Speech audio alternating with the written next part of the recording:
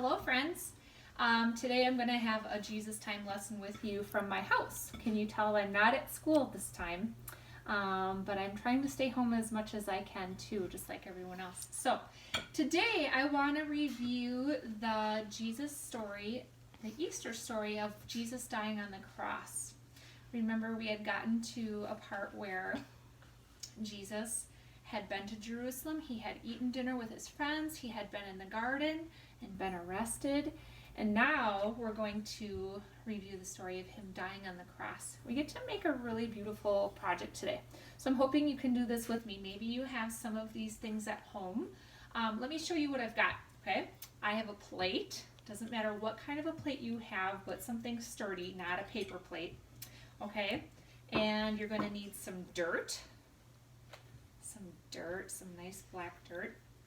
You're going to need some stones. You might not have little tiny pebbles like this at your house. If you don't have them, that's okay. These are not necessary for the project, but they do add a little decorative touch to it. You're going to need some grass seeds. Maybe your mom and dad have some grass seeds in the garage or the shed.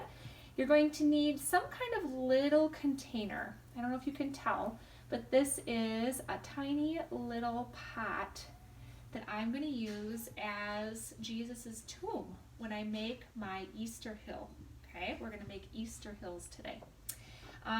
To be the stone that covers up the grave, if this is my grave, I need a rock or a stone to put in front of it and cover up that opening. Okay, so this is the stone in front of the grave. I need a little white piece of cloth, as you'll remember from the story. And then I quickly made these with some popsicle sticks and some hot glue, but I'm hoping that you have maybe some materials like this at home too. But if you don't have popsicle sticks, you can absolutely go outside and find actual sticks in your yard and either tie them together to look like crosses or hot glue them like I did, okay? All right, so let's start making our hill, okay? This is a fun project because we're gonna put the dirt on and sprinkle some seeds in the dirt, water it, and then we will watch the grass grow, and it'll be a beautiful decoration for your Easter celebration with your family this year, okay? All right, so first I need to take my plate. I'm gonna put a lot of dirt on my plate. It's kind of messy. I could just use my fingers too. I think that's what I'm going to do. We like to get messy in preschool, right guys? All right. So here I am making a mound of dirt. Ugh, see that messy dirt? It's great. It is great. Dirt everywhere. Making a big mound of it. Break apart some of those clumps. All right. Ooh. Smells like spring. All right, so before I put a little bit more dirt on, I'm gonna make sure that I kind of dig a little hole into my dirt and put that little pot down into the dirt. Okay, I want that to be my grave for Jesus. All right, so I'm gonna cover that up. Now I've got that into place. Make sure I get it in there right. Okay, and I'm going to cover up that grave with some more dirt. Put lots on there. Cover it up. I want lots of ground to put my grass seeds on, so I'm going to put on as much as I can. All right, kind of pat it down. Put it right up to the edge of the tomb if you can, to that pot. All right, ooh, dirt. Love it. All right, next we're going to drop the seeds in. We're going to take some of our grass seeds. I don't know if you can see that. All these teeny tiny dead little seeds that look like nothing. They kind of look like dirt themselves. And I'm just going to sprinkle them on to my dirt. Pat them down a little bit. Spread them all around. Many as I can get on there. I want this hill to be covered with grass. in a week or two. All right. I am not dropping any down on this bottom part here in front of the tomb. I don't want any there. I'm going to put the stones there instead, if you saw me have those before. So, all right, a little more grass seed here. Put on lots if you can, and just kind of pat them in so they stay put. Now, if you remember, you guys are scientists, and we have planted things in preschool before, but we need a few things for our seeds to grow, right? We need dirt, so check, we got that. We need sun. I'm going to put this in a sunny window when we're done. And then they need water, so I'm going to add some water too when I'm all done with my project. For now, I've got my grass seed on, and now I'm going to, like I said, put in the stones down in the bottom. They kind of make a pretty little pathway up to the tomb. Okay, just put a few more in here. Again, if you don't have these, that's okay. You could use other things that you find outside too. Maybe you could find other outside treasures that you could use to decorate your tomb. All right, I think that's looking pretty good.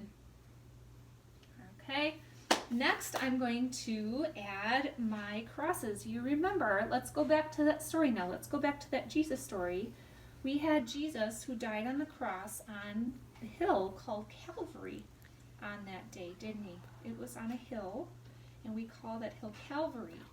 And on that day, we didn't hear about this in our story from last time, but there were two other people on crosses next to Jesus when he died on the cross. There was a man over here on one side and another man on the other side, one on his right and one on his left. And Jesus was working faith even when he was on the cross. Did you know one of those people, one of those men that was on a cross next to him said, "Jesus, remember me when you come into your kingdom." When he was hanging on that cross next to Jesus, Jesus was sharing faith with him. It's pretty amazing. And we get to remember that too. He was thinking about those two men next to him, and he was thinking about you too. That's a cool part about this. All right. So on that day when Jesus died, he was hanging on this middle cross. When it was done, when he had died, a friend of his called Joseph of Arimathea came and took him down and wrapped Jesus up in a white cloth. He wrapped Jesus up in a cloth and placed Jesus in the tomb. Now, do you remember? Turn your thinkers on, because I think you remember what happened after he was placed in the tomb. What happened? They put what in front of the tomb? A big old stone, right? Big old rock. Soldiers put a rock in front of that tomb, covered it up so nobody could get in and nobody could get out.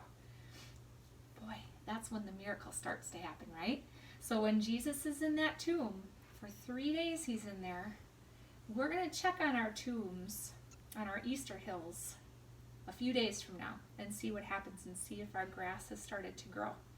I'm hoping you can make this at home too. We'll look forward to seeing that grass grow, okay? All right, I've got quite a mess here. That's okay. We like to get messy. Let's see. I wanted to do one more thing with you before you go today. So we know this is not the end of the story, right? This is not the end of the story. This rock does not stay here, and Jesus does not stay in that tomb. We get to hear the most awesome part next time. All right, we have a Savior who has many names in the Bible, and we're going to hear about 2 more of his today. Last time we were together, we heard the name Jesus.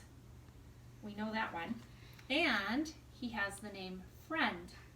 Jesus is your best friend. You have many friends. Jesus is our best friend. All right, now we're going to pick 2 more name cards out of our cup, okay? Let's see what other names there are for Jesus in the Bible. Oh, here's another one. It says, Everlasting Father. Isn't that interesting to know that Jesus is God Jesus and the Father and the Spirit are all God together, and he's everlasting. He never goes away. He can't go away. He's everlasting. Awesome. And one more name.